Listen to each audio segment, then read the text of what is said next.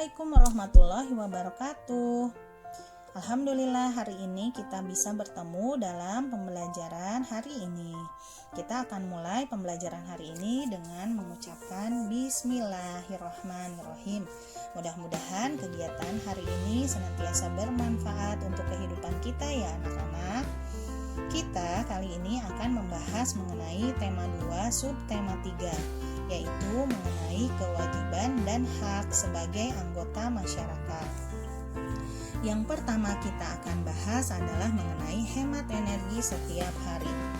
Energi alternatif mempunyai keunggulan, yaitu diantaranya tidak menimbulkan pencemaran lingkungan. Akan tetapi sampai saat ini energi alternatif belum bisa menggantikan penggunaan energi bahan bakar minyak. Oleh karena itu, kita harus bersikap hemat dalam pemakaian bahan bakar minyak, dan sikap hemat ini masih harus terus digalakkan. Kenapa? Karena bahan bakar minyak yang ada itu tidak mungkin tersedia dalam waktu yang lama, karena lama-kelamaan akan habis dan dibutuhkan waktu puluhan juta tahun lamanya untuk mendapatkan energi bahan bakar minyak ini. Sementara energi alternatif yang ada belum bisa memenuhi atau juga mengganti bahan bakar minyak yang tersedia. Jadi masih harus terus ditambah ilmunya dan juga ditambahkan orang-orang yang mengetahui untuk energi alternatif ini agar kita bisa mengganti energi bahan bakar minyak tadi. Nah, sikap apa saja ya diantaranya? Yang pertama itu sikap dalam menghemat energi diantaranya menggunakan sepeda atau juga berjalan kaki pada saat pergi ke tempat yang dekat. Itu adalah salah satu contoh sikap dalam menghemat energi. Yang kedua, mematikan listrik, televisi, AC, dan juga barang elektronik lain ketika sudah tidak digunakan. Jangan terus dinyalakan ya. Yang ketiga, dalam air itu kita harus menutup keran air setelah selesai digunakan. Itu salah satu contohnya ya anak-anak. Selanjutnya yang kita bahas adalah mengenai hak dan kewajiban sebagai anak di rumah, di sekolah maupun di masyarakat.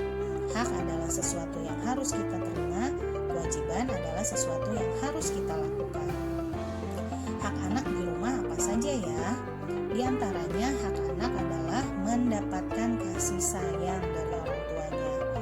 Selanjutnya hak mendapatkan perlindungan dari orang tuanya dan juga hak untuk bermain. Ini diantaranya hak anak di rumah yang harus diperoleh oleh kamu ya anak-anak khususnya. Nah, bagaimana hak lainnya?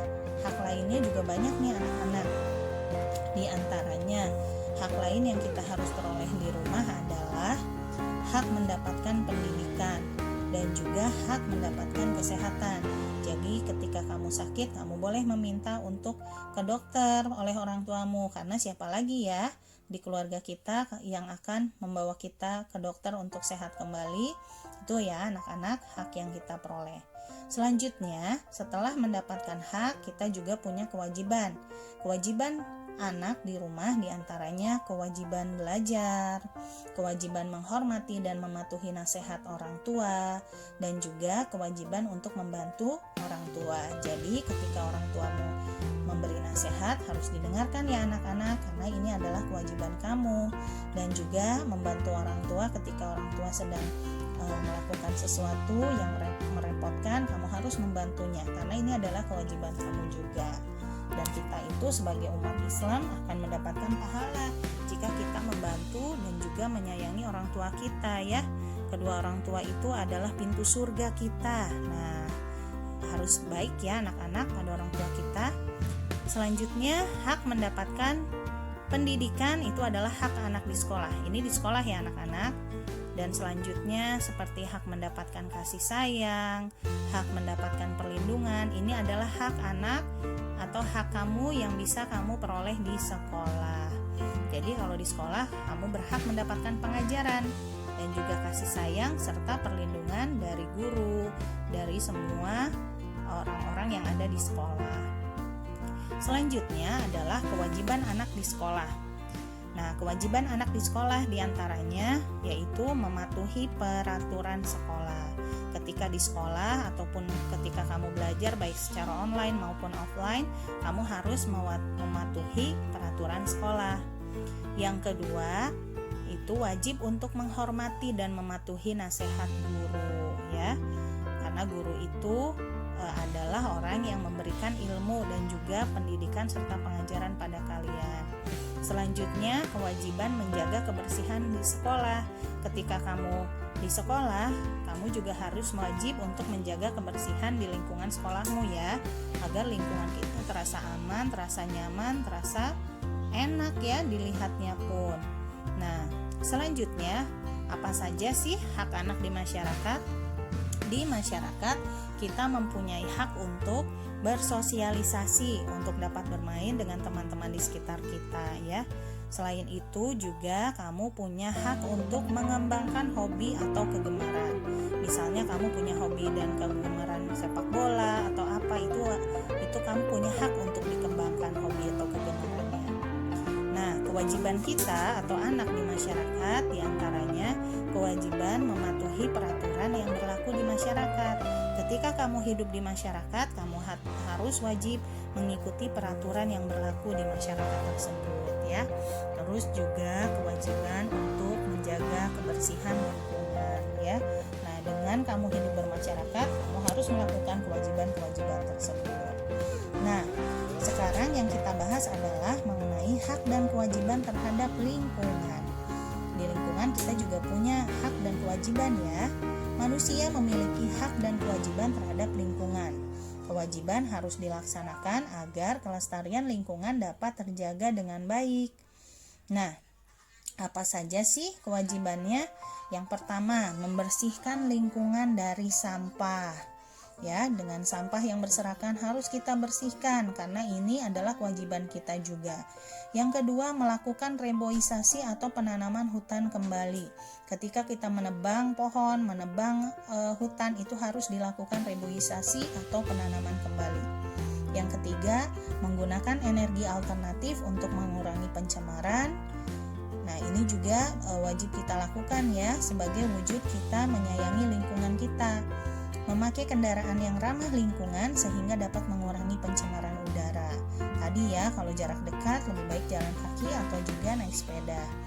Yang kelima, membuat rumah atau bangunan yang ramah lingkungan.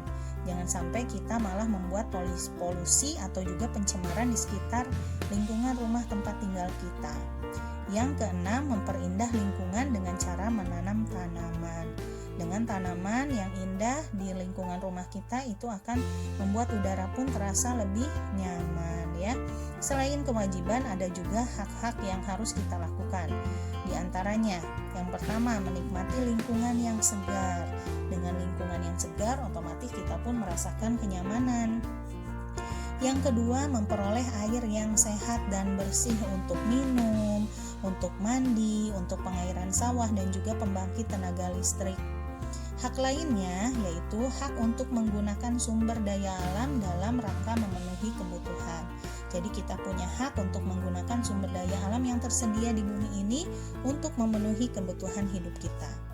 Yang keempat, memperoleh lahan ataupun tempat untuk mendirikan berbagai prasarana dalam kehidupan manusia seperti rumah, ya, atau juga tempat lainnya untuk kehidupan kita. Itu kita punya hak untuk memperoleh lahan ataupun tempat dalam kehidupan kita. Yang terakhir yaitu bebas dari pencemaran lingkungan sehingga terhindar dari berbagai penyakit. Ya, itu hak kita terhadap lingkungan, ya anak-anak. Alhamdulillah sudah selesai pembelajaran kita hari ini. Mudah-mudahan bermanfaat dan senantiasa dapat kita terapkan dalam kehidupan kita. Kita akhiri dengan mengucapkan wassalamualaikum warahmatullahi wabarakatuh.